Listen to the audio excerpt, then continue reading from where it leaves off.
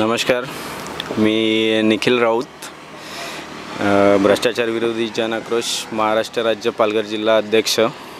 आज मी दिनांक 5/2/2024 रोजी जिल्हाधिकारी कार्यालय यासमोर विविध मागण्यांसाठी उपोषण करत आहे। उपोषणामध्ये मागण्या अशा आहेत की आमची ग्रुप ग्रामपंचायत मांडा-वावेघर ग्रामपंचायतमध्ये जवळजवळ 8 ते 10 क्रेशर खदानी आहेत।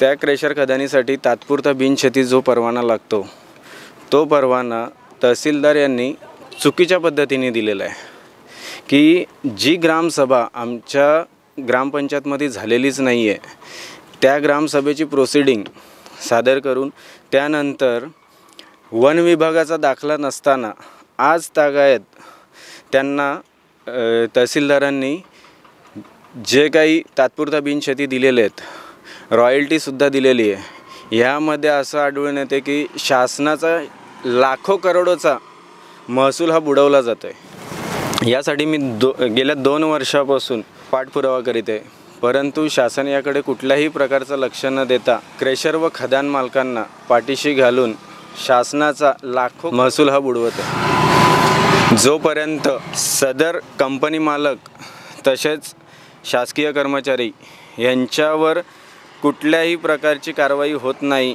तोपर्यंत मी उपोषण सोडणार नाही।